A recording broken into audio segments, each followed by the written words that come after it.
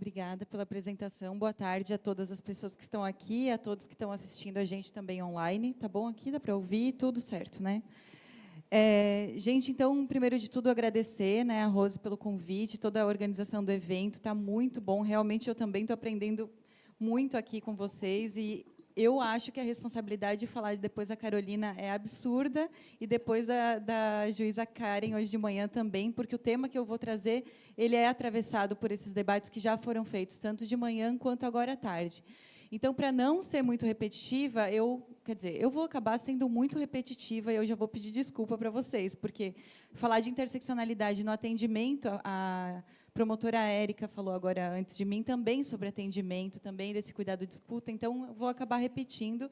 Então, vamos pensar que vou dialogar com as falas anteriores e assim a gente reitera alguns aspectos que talvez sejam importantes de a gente reiterar. Então, vou me audiodescrever, né? Eu sou a Morgane Guzzo, né? Sou uma mulher branca de cabelos cacheados, um pouco abaixo do ombro, de 1,57 m, não sei mais ou menos o peso, mas acho que não importa muito. Estou vestindo uma blusa preta com detalhes amarelos, beges e um blazer preto. Acho que é isso. Então, já agradeci, queria parabenizar também pelo evento e pelo programa Indira, que eu também tomei conhecimento há pouco tempo, tenho achado fundamental. E eu acho que, principalmente, esse aspecto das formações que esse programa tem instituído, as rodas de conversa, os grupos de reflexão, a gente tem que fazer esse debate todos os dias, assim, se possível, né? Dentro das nossas equipes, nos espaços onde a gente tem também acolhimento a vítimas de violência, a pessoas em situação de violência.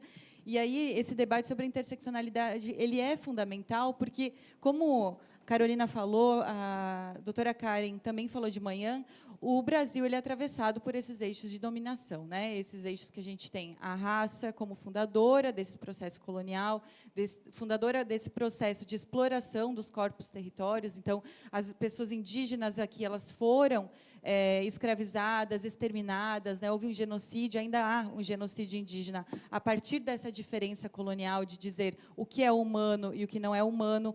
A característica que a gente fala, quando a gente fala violência contra as mulheres, violência doméstica familiar contra as mulheres, enfim, que mulheres são essas, né? Porque a categoria mulher, ela é uma categoria de quem é humana e por muitos séculos essa humanidade foi retirada dessa população negra indígena do Brasil.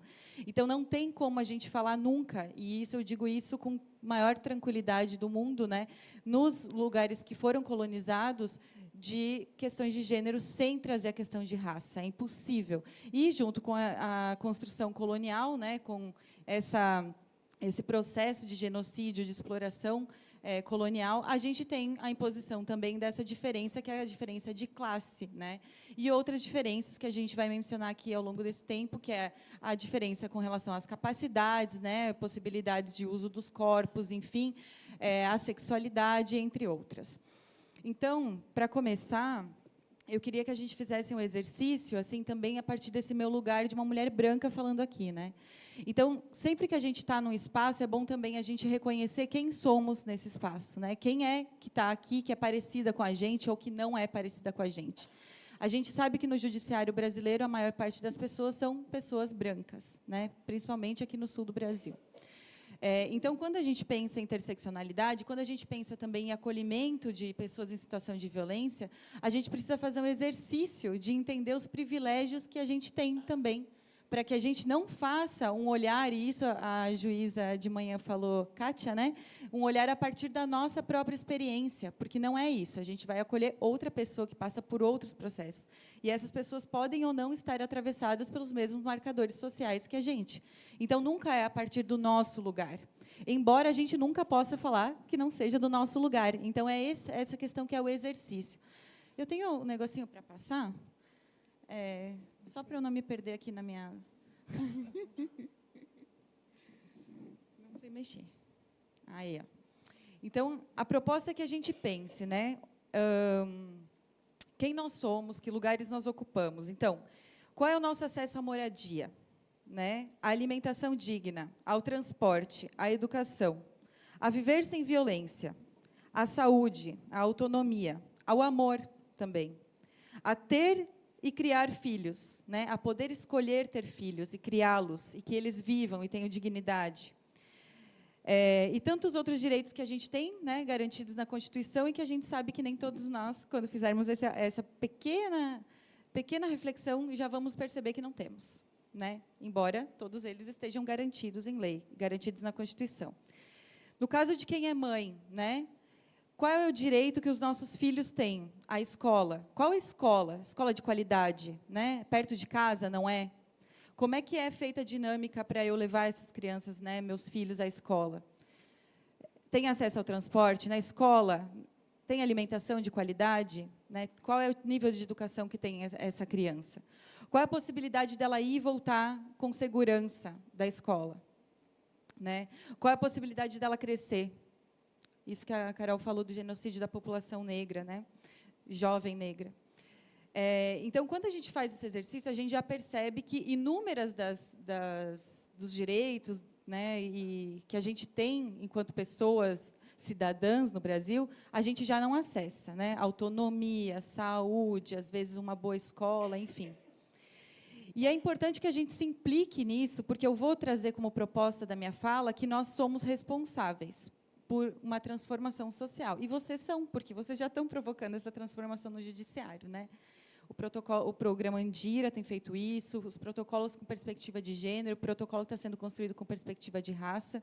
Então, isso são mudanças que estão ocorrendo porque existem pessoas profissionais, trabalhadoras e trabalhadores dentro desses espaços que estão visualizando essas diferenças, né, esses marcadores sociais da diferença que eu trouxe aqui, e entendendo que não é porque está na lei, não é porque existe uma, e aí a gente vai falar disso um pouco, casa de acolhimento, né, uma casa da mulher brasileira, enfim, que todas as pessoas têm acesso.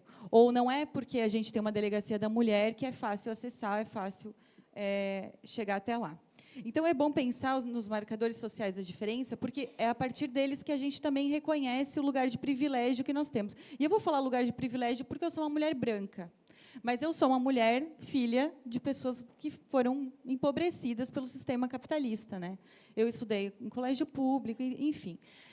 Assim como, mas eu sou uma pessoa cisgênera, né? Então eu tenho mais um privilégio, que é não ser trans, porque ser trans no Brasil, né, ou nesse sistema colonial, também é um eixo, mais um corpo que está sendo vitimizado, né, por esses eixos de dominação que a gente vai falar.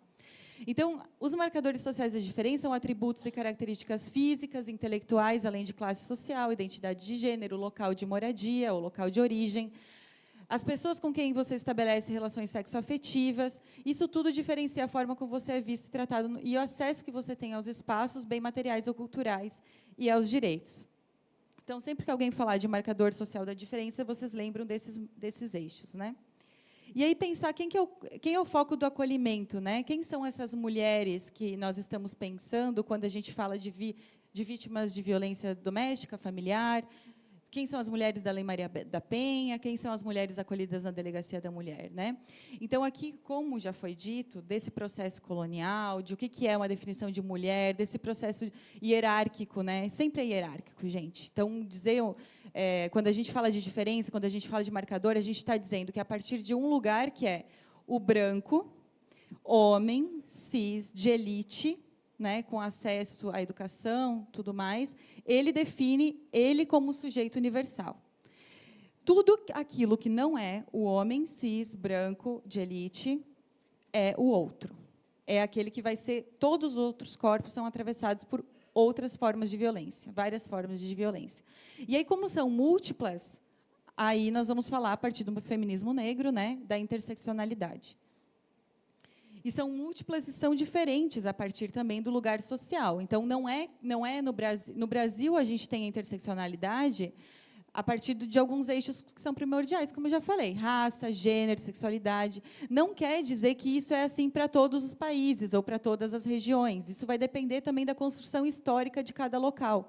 Por isso que é importante, quando a gente faz algum estudo, enfim, falar a partir de onde a gente está estudando, ou, aqui, no nosso caso, é de Santa Catarina, que é um lugar que a gente conhece como conservador, né, branco, onde o acesso à justiça, o acesso aos bens materiais, culturais, a informação também é majoritário só para pessoas brancas, que as pessoas negras são as pessoas empobrecidas, são as pessoas sem acesso, as pessoas que são violentadas no dia a dia, tanto nos espaços de trabalho quanto nos espaços de lazer, enfim. Então, pensar que, quando a gente fala dessas mulheres, a gente tem que também entender que não são mulheres de modo geral, que elas são atravessadas por esses vários eixos de dominação. E aí vai ter uma diferença nesse acolhimento, com base de onde elas vêm, vai ter uma diferença de acolhimento com como é que elas chegaram ali. Então, a própria Érica falou de manhã, falou agora há pouco, Érica, o nome dela? Promotora? A Érica falou, né? Ela teve, como é que ela chegou até aqui? Ela veio com transporte, ela teve dinheiro para uma passagem, ela veio a pé, sem chinelos e sem sapato, que ela saiu correndo, enfim. Essa mulher tem filhos, onde é que estão os filhos, né? Então, isso tudo faz parte desse acolhimento. Qual é o foco? O foco é a pessoa que está na sua frente. Agora, não adianta a gente ver essa pessoa e não entender esses marcadores, não entender o nível de opressão, ou vários níveis de opressão que são atravessados nesses corpos, né? Para a gente também entender, para a gente também poder olhar para esse atendimento de uma forma, que é a proposta da fala, interseccional. Porque aí não vai ser um marcador de gênero, às vezes, o principal. E é isso que eu queria trazer hoje. Porque, quando a gente está falando de interseccionalidade e está falando de mulheres negras, por exemplo, o eixo da raça ele é mais importante. E aí não vai ser as feministas brancas que vão falar que não, que gênero é mais importante, que gênero vem antes. Porque aí a gente vai falar de quem que é a rede de apoio dessas mulheres na comunidade dela, né? E aí, falando em rede de apoio, né? Quando a gente vai acolher também uma mulher em situação de violência, uma pessoa em situação de violência, eu vou começar a usar a palavra pessoa, e eu peço que vocês me deem esse aval, porque não estamos falando só de mulheres, né? A gente está falando de pessoas trans que não se entendem como mulheres, a gente está falando de pessoas não binárias, que não se entendem nem como homens, nem como mulheres. Então, a gente está falando de pessoas que são atravessadas também pelo eixo de dominação que se chama gênero.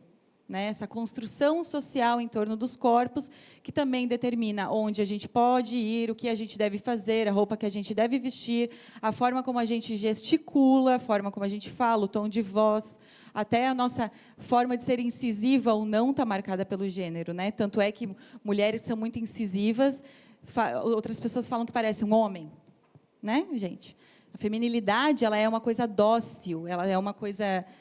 Né? Então, a gente, quando pratica e exercita a feminilidade, a gente também está indo a favor desse sistema de dominação que é o gênero, que diz, não, teu lugar é realmente quietinho aqui. Né? E até acho que a Carolina falou antes de quando os homens cedem espaço, está tudo bem, mas quando a gente briga pelo espaço, não está tudo bem. Aí é incômodo. Né? Assim como para pessoas brancas, quando a gente lembra que é racista, está tudo bem, mas quando alguém fala para a gente que a gente é racista, é incômodo. A gente vai chorar, a gente vai se vitimizar, a gente vai dizer, eu não quis fazer isso, não era a minha intenção. Então, é para nos implicar. A minha fala é essa, porque não tem como não. Assim, né? Então, pensar que esse atendimento ele é para mulheres que são muito diversas, né?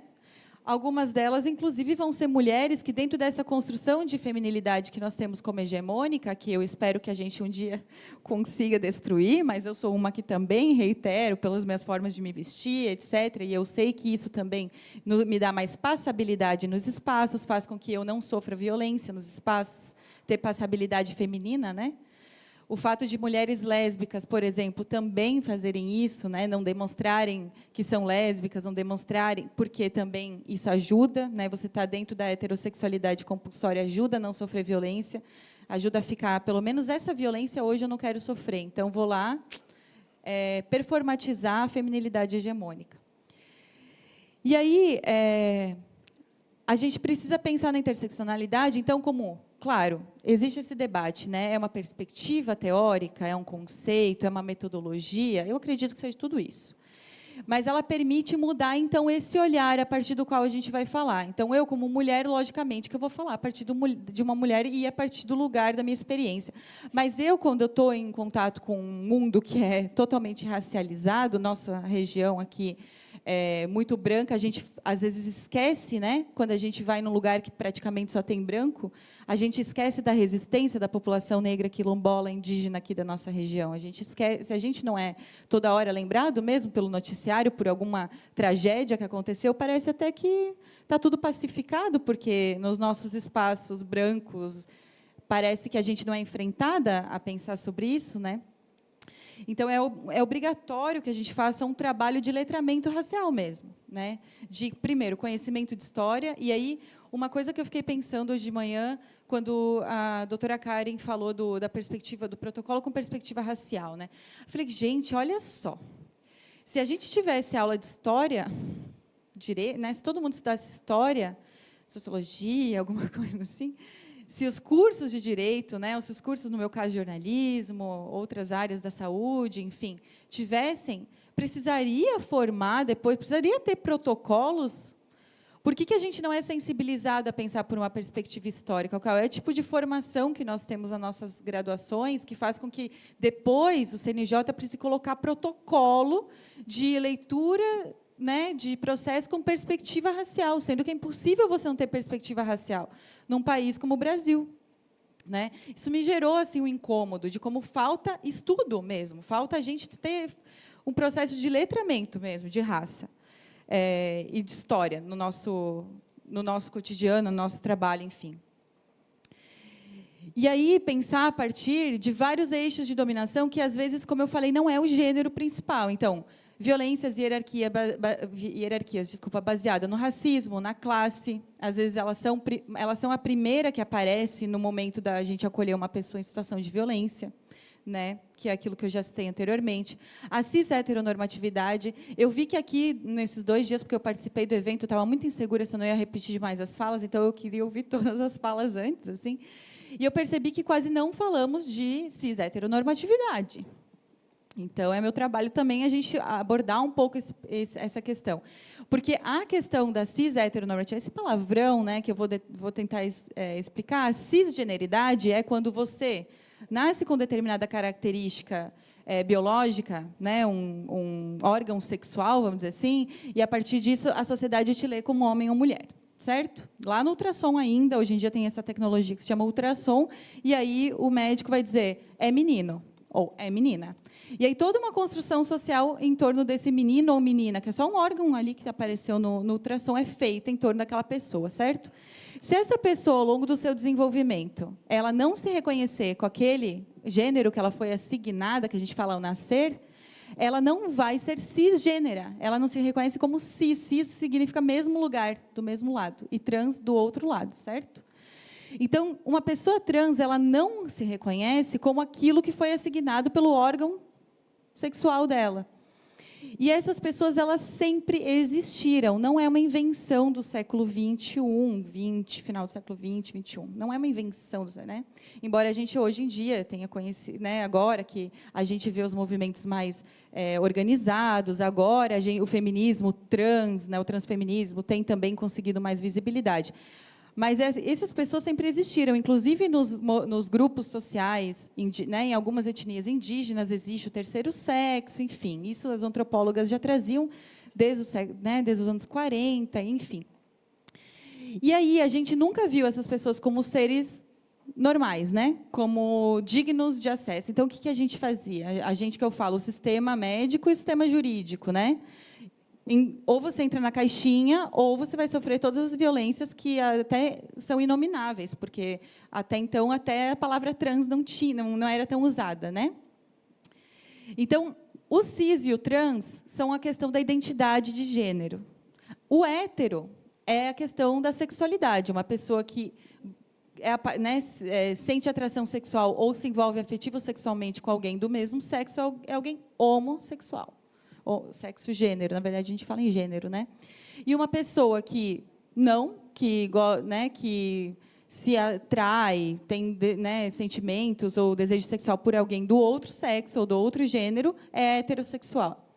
Esse sistema cis-hétero, ele significa que o quê? Uma pessoa, ela tem que ter coerência, né? Ou seja, a coerência que eu digo, eu nasci com vagina com vulva, eu automaticamente preciso me reconhecer como mulher e automaticamente tenho que ser hétero. Essa coerência da cis-heteronormatividade. Então, as duas coisas elas andam juntas. E aí a incoerência total né, assim, as possibilidades de não coerência são múltiplas, porque quem que é o único sujeito aceito nessa sociedade?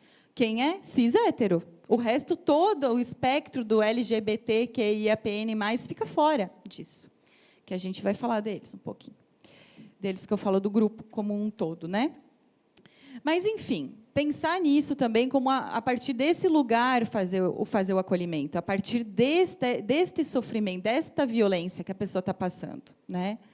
Outra questão, o capacitismo, né? A Vera de manhã falou o que é o capacitismo, não sei se todo mundo estava aqui, que é essa violência que é perpetrada com relação a todas as pessoas que não se encaixam num também eixo de normalidade, então está sempre se definindo o que é normal, o que não é normal, né? O binário do normal, não normal, que é uma pessoa com plenas condições intelectuais e de mobilidade, e de questões de visão, audição, enfim, todos os sentidos.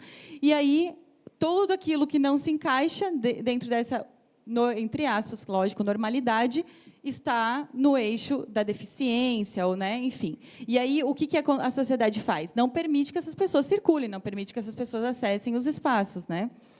Até pouco tempo, a gente não tinha intérprete de Libras, né? Não tinha rampas para as pessoas que têm dificuldade de mobilidade, a gente não falava em autismo, a gente não falava de neurodivergência, enfim. É uma coisa que ainda bem que está melhorando, mas ainda tem muito caminho pela frente.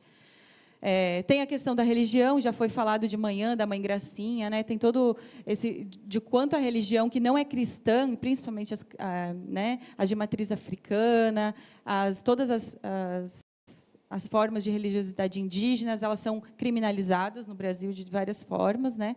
E a geopolítica do conhecimento também, né? Esse saber poder de onde ele vem, quem é que fala, quem tem direito a construir conhecimento e falar. Isso também a Lélia Gonzalez trabalha bastante. Então, o letramento interseccional nos ajuda a observar e conhecer essas situações a partir desses outros lugares, né? E aí, para isso, também, eu noto que a gente, enquanto pessoas brancas, que são privilegiadas na sociedade racista, a gente só lembra disso quando a gente tem pessoas negras no espaço que nos lembram, né? Às vezes, a gente não faz um movimento a partir de nós mesmos. Então, para a gente pensar como que é difícil ser lembrado disso num sistema judiciário, por exemplo, que apenas 11% das ministras das cortes superiores são mulheres negras, né? 12% das desembargadoras, 11% dos juízes titulares.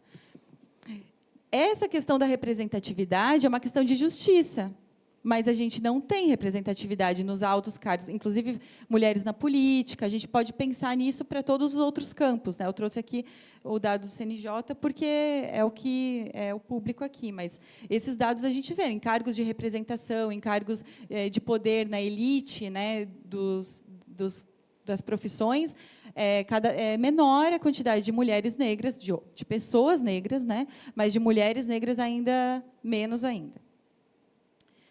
Então, tá bom, vamos fechando aqui. Eu quis fazer alguns questionamentos, então, a partir da interseccionalidade, mas eles já foram feitos também de manhã, e também foram feitos agora pela Elisa. Érica. Ai, gente, tenho um problema com isso. Então, quando dizemos a mulher tem que denunciar, né? Que é uma frase que eu ouvi várias vezes.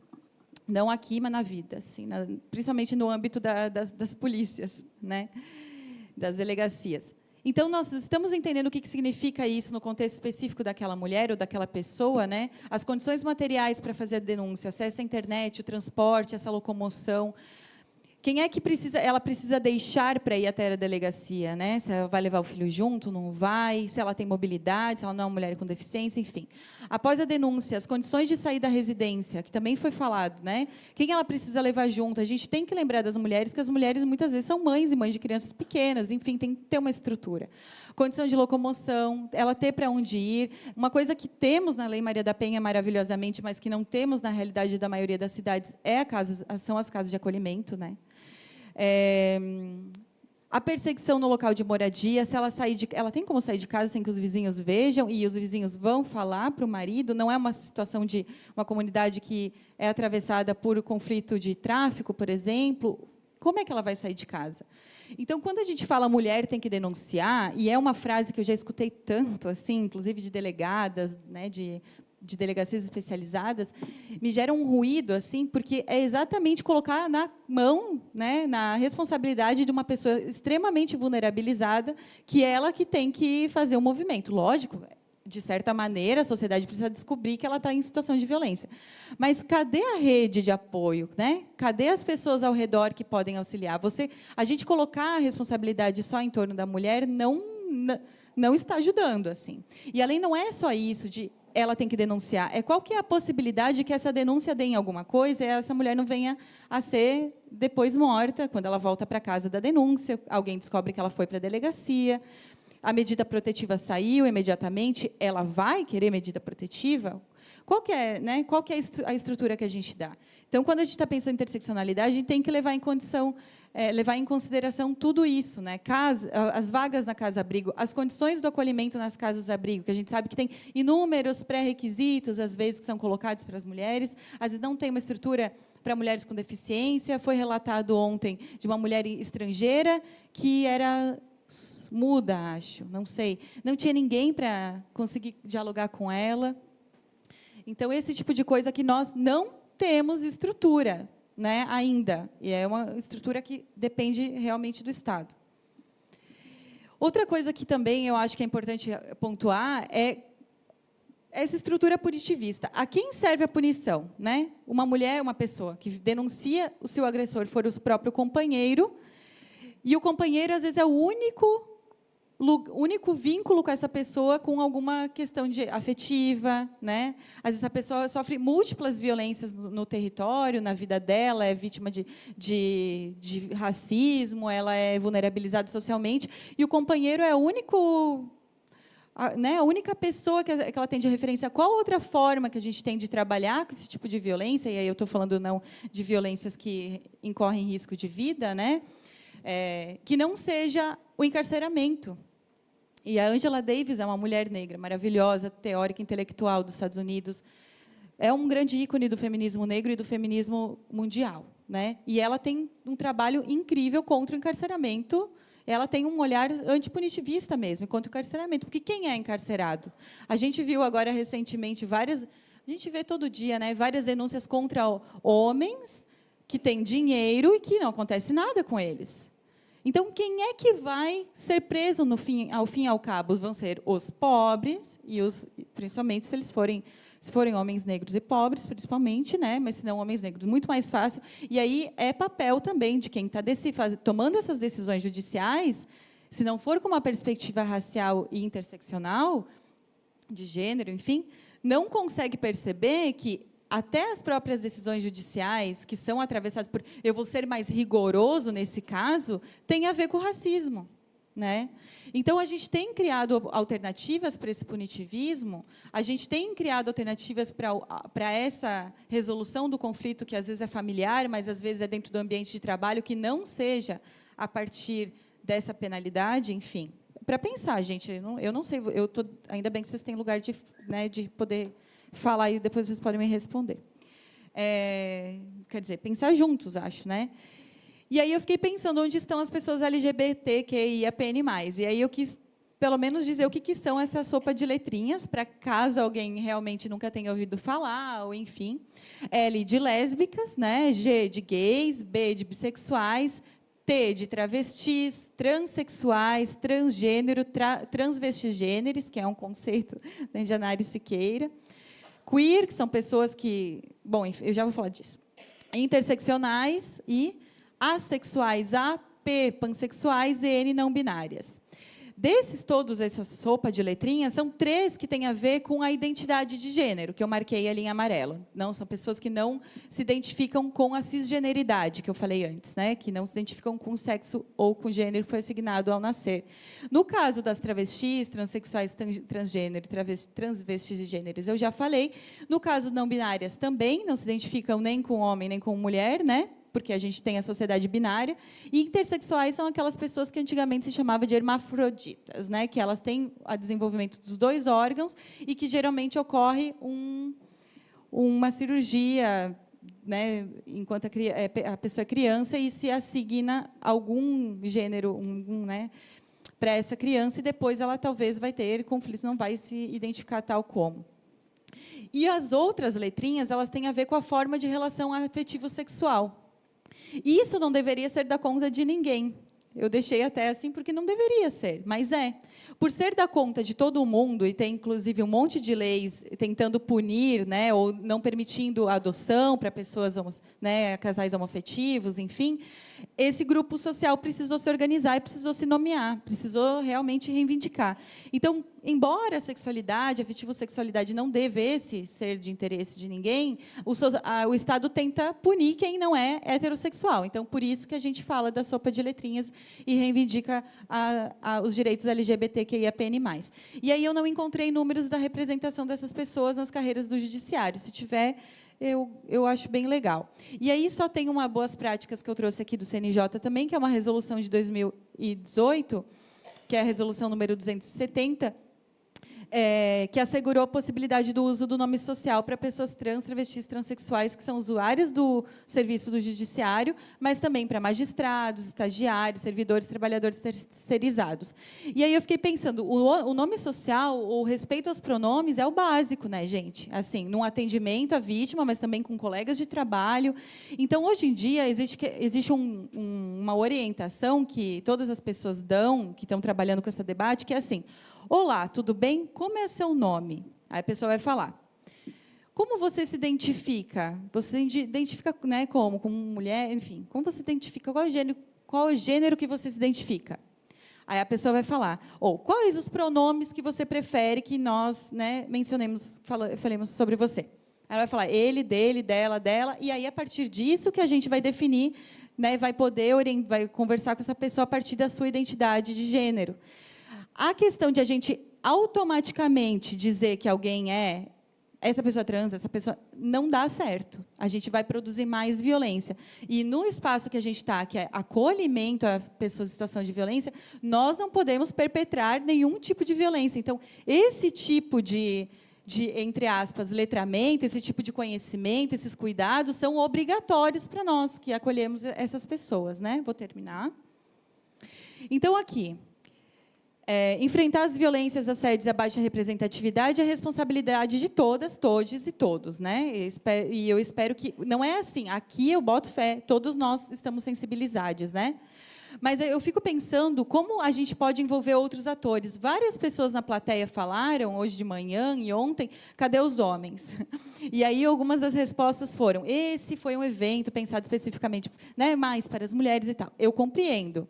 Mas a gente não pode falar só entre nós, até porque as violências, às vezes, não somos nós que estamos reproduzindo, mas são os nossos colegas, que não estão aqui e eles não querem saber desse assunto, né?